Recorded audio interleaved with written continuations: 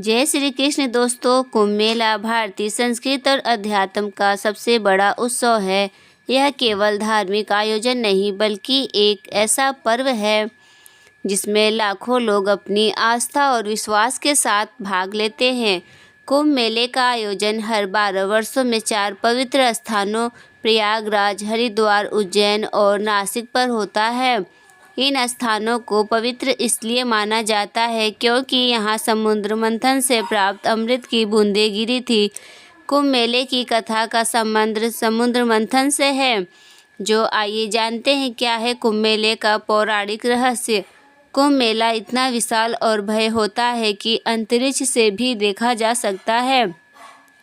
लेकिन हमारे मन में यह सवाल जरूर उठता है कि यह इतना विशाल, भव्य और प्राचीन आयोजन आखिर कहाँ से शुरू हुआ होगा और इसके पीछे का इतिहास क्या है। क्या इसका उल्लेख भारतीय वेदों, पुराणों और धर्म ग्रंथों में मिलता है या फिर इसके पीछे कोई और गहरी और रहस्यमय कहानी छिपी है। और सबसे रोचक और आश्चर्य वाली बात यह है कि कुंभ के शाही स्नान का पहला अधिकार केवल नागा साधुओं को दिया जाता है, जबकि अन्य साधु को संतों को उनके बाद स्नान करने का अवसर मिलता है। इस विशेष परंपरा के पीछे एक अद्भुत इतिहास छिपा है जो नागा साधुओं को इतना विशिष्ट और सम्मानीय बनाता है। महाकुंभ का आयोजन प्रयागराज के त्रिवेणी संगम पर होता है, जहां गंगा, यमुना और सरस्वती नदियां का संगम माना जाता है। लेकिन यहाँ केवल गंगा और यमुना ही दिखाई देती है। आखिर सरस्वती नदी क्यों नहीं दिखाई देती है? तो क्या कलयुग में सरस्वती नदी अदृश्य हो गई? यह केवल एक धार्मिक मान्यता है या इसके पीछे कोई गहरा धार्मिक रहस्य या वैज्ञानिक रहस्य छिपा हुआ है? और प्रयागराज में स्थित अक्षय वट, जिसे अमृत वृक्ष माना जाता है, जो सृष्टि के विकास और प्रलय का साक्षी रहा है, इसके पीछे का इतिहास और महत्व क्या है? 2025 के महाकुंभ में भारत के 13 प्रमुख अखाड़े हिस्सा लेने वाले हैं। अखाड़ों का इतिहास और उनका महत्व क्या है? इन सभी सवालों का जवाब और महाकुंभ के अनसुने रहस्यों को जानने के लिए हमारे साथ अंत तक जुड़े रहिए, क्योंकि यह केवल एक मेला नहीं बल्कि आस्था, विश्वास और संस्कृति का संगम है। प्राचीन ग्रंथों में कुंभ मेले का स्पष्ट उल्लेख नहीं मिलता, फिर भी इसे भारत का सबसे बड़ा तीर्थ माना जाता है। यही नहीं, इसे यूनेस्को ने मानवता की सांस्कृतिक विरासत की सूची में भी शामिल किया है, जो इसके ऐतिहासिक और सांस्कृतिक महत्व को दर्शाता है। कुंभ संस्कृत का एक ऐसा शब्द है जिसका अर्थ होता है कलश या घड़ा। लेकिन अब सवाल यह उठता है कि अगर कुंभ केवल पानी का घड़ा है तो यह इतना बड़ा और विश्वविख्यात त्यौहार कैसे बन गया। दोस्तों, इस वीडियो में हम आपको महाकुंभ के आरंभ से लेकर अभी तक की पूरी यात्रा के बारे में बताएंगे। कुंभ मेले के इतिहास को समझने के लिए हमें 2 प्रमुख पौराणिक कथाओं को जानना होगा, जो इस पर्व की गहराई और महत्व को उजागर करती है। दोस्तों, आइए सुनते हैं महाकुंभ मेले की पहली कथा। नंबर 1, कथा सर्पों और गरुड़ देव के बीच की है, जो ऋषि कश्यप और उनकी 2 पत्नियां कद्रु और विंता से जुड़ी हुई है। कद्रु और विंता आपस में 2 बहनें थीं और ऋषि कश्यप की पत्नियां भी थीं। एक दिन कद्रु ने ऋषि कश्यप से वरदान मांगा कि उसे 1000 विषैले और शक्तिशाली पुत्र चाहिए। ऋषि कश्यप ने तथास्तु कहा और कद्रु को 1000 अंडे प्राप्त हुए। यह देखकर विंता ने भी वरदान मांगा कि भले ही उसके पुत्र कम हो, लेकिन वे कद्रु के पुत्रों से अधिक शक्तिशाली हो। ऋषि कश्यप ने उन्हें भी तथास्तु कहा और विंता को 2 बड़े अंडे प्राप्त हुए। समय बीतने के साथ साथ कद्रु के 1000 अंडे फूट गए और उनमें से सांप उत्पन्न हुए। उन सर्पों की मां कद्रु को माना गया। दूसरी ओर विंता के अंडे नहीं फूट रहे थे और उत्सुकता में उसने एक अंडा समय से पहले फोड़ दिया। उसमें एक से अधूरा जीव उत्पन्न हुआ जिसका शरीर कमर तक ही विकसित हुआ था।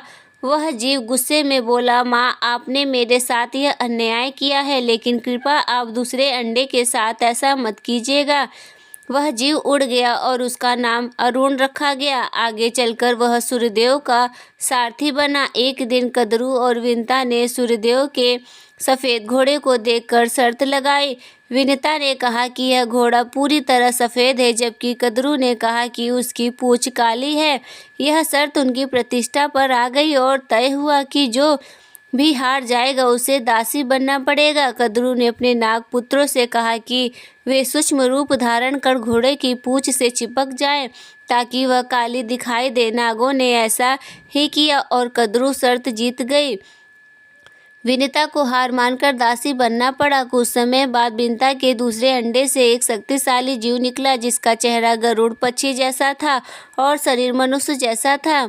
उसका नाम गरुड़ रखा गया। जब गरुड़ ने देखा कि उसकी माँ विनिता कद्रू और उनके 1000 सर्पपुत्रों की दासी बन चुकी है तो उसने अपनी माँ को मुक्त कराने का संकल्प लिया। गरुड़ ने सर्पों से विनिता को मुक्त कराने का उपाय पूछा तो सर्पों ने कहा, अगर तुम वैकुंठ से अमृत कलश लाकर हमें दे दो तो हम तुम्हारी माँ को मुक्त कर देंगे।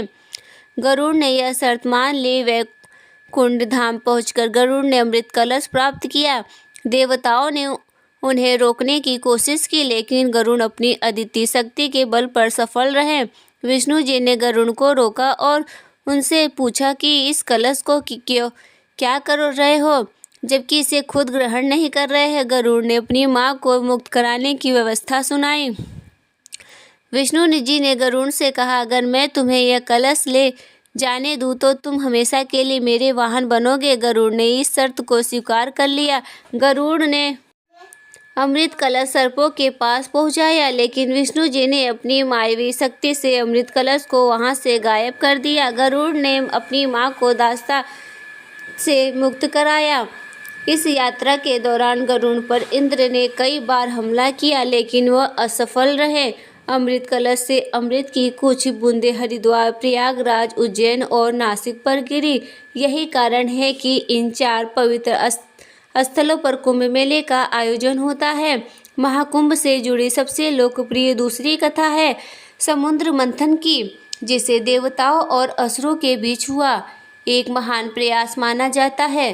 नंबर 2, विष्णु पुराण के अनुसार एक बार दुर्सा ऋषि ने एक दिव्य माला बनाई और इसे देवराज इंद्र को भेंट किया, लेकिन इंद्र अपने अहंकार में डूबे हुए थे और उन्होंने उस माला को अपने ऐरावत हाथी के मस्तक पर रख दिया। ऐरावत ने वह माला जमीन पर गिरा दी और अपने पैरों से कुचल डाला।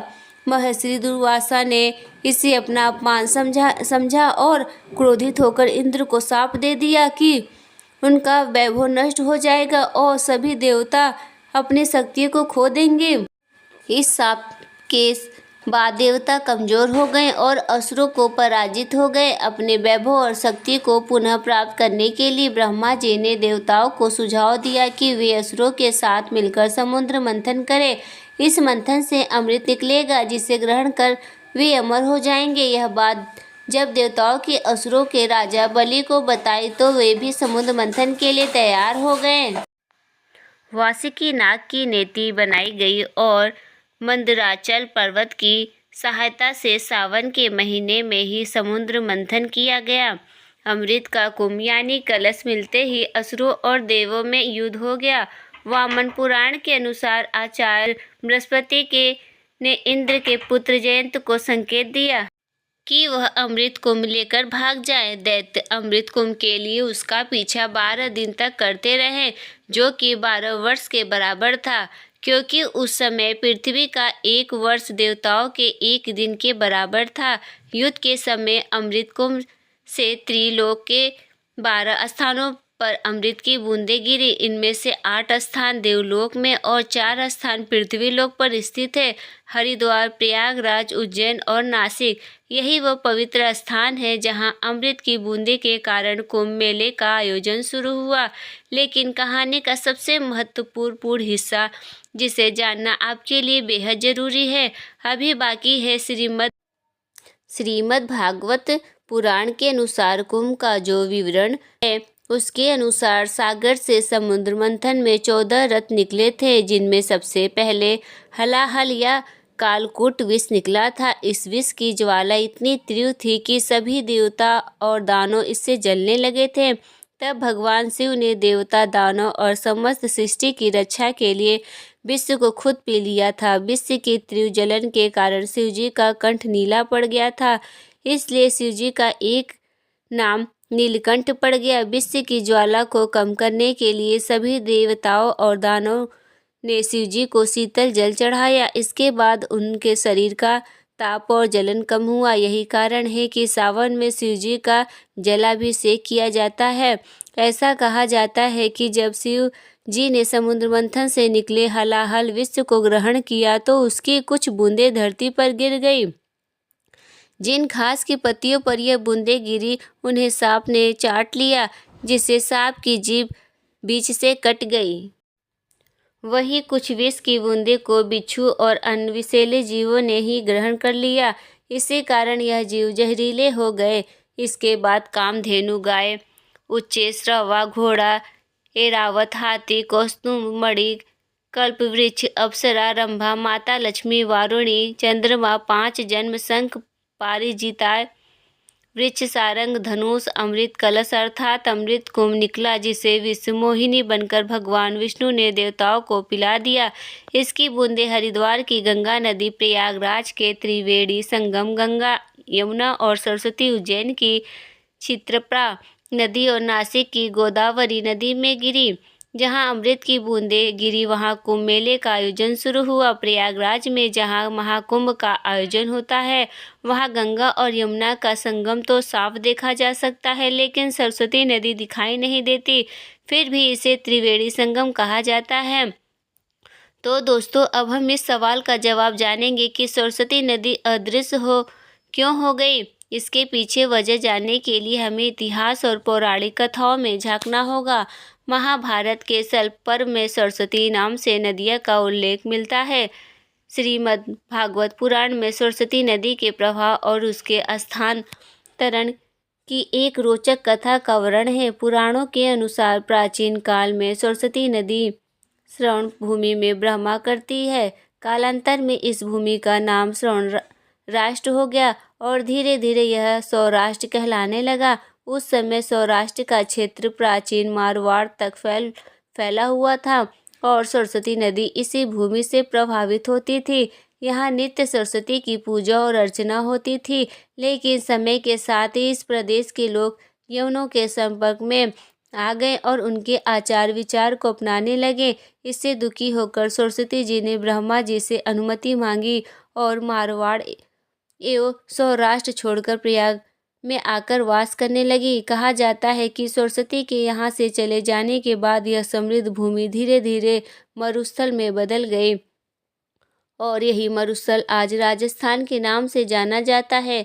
हाल ही में जैसलमेर जिले के मोहनगढ़ में बोरवेल की खुदाई के दौरान अचानक पानी का सैलाब बाहर निकल आया। पानी का प्रेशर इतना ज़्यादा था कि लोग इसे देखकर अचंभित रह गए। अब इस घटना को लेकर चर्चा तेज हो गई कि क्या यह प्राचीन सरस्वती नदी का पानी है, क्योंकि इतिहास के अनुसार सरस्वती नदी को जो लुप्त हो गई थी उसका रूट यहीं से होकर गुजरता था। त्रिवेग में सरस्वती नदी को अन्वकवती के रूप में वर्णित किया गया। इसी समृद्धि और जल की देवी के रूप में पूजा जाता था। त्रिवेग में बताया गया है कि सरस्वती नदी यमुना के पूर्व और सतलुज के पश्चिम में प्रभावित होती थी। महाभारत में इस नदी को कई नामों से जाना गया है। सरस्वती नदी मरुस्थल में सूख गई थी। महाभारत के विवरण में भी इसके विलुप्त होने का वर्णन है। यही वह नदी थी जिसके किनारे ब्रह्मावर्त और कुरुक्षेत्र जैसे प्राचीन स्थल बसे हुए थे।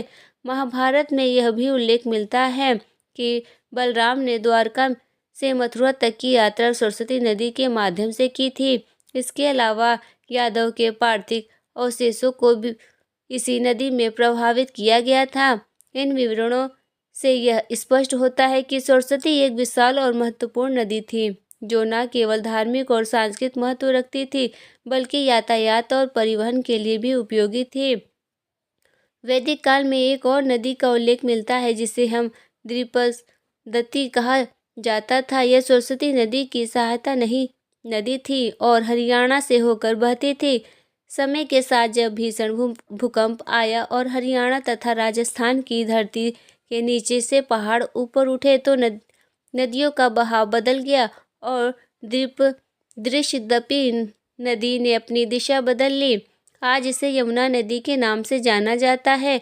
यह सरस्वती नदी के साथ मिलकर बहने लगी और इसी कारण प्रयागराज में 3 नदियों के संगम को त्रिवेणी संगम कहा जाता है। महर्षि वेदव्यास ने इसे तीर्थराज प्रयाग का नाम दिया, जो गंगा, यमुना और अदृश्य सरस्वती के नाम संगम का पवित्र स्थल है।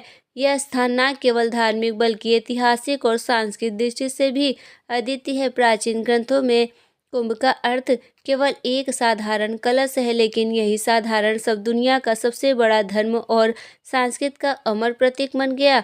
दरअसल कुंभ मेले का उल्लेख वैदिक ग्रंथों, सूत्र साहित्य, महाकाव्य, पुराण ग्रंथों, स्मृति या धर्मशास्त्रों में ही नहीं मिलता।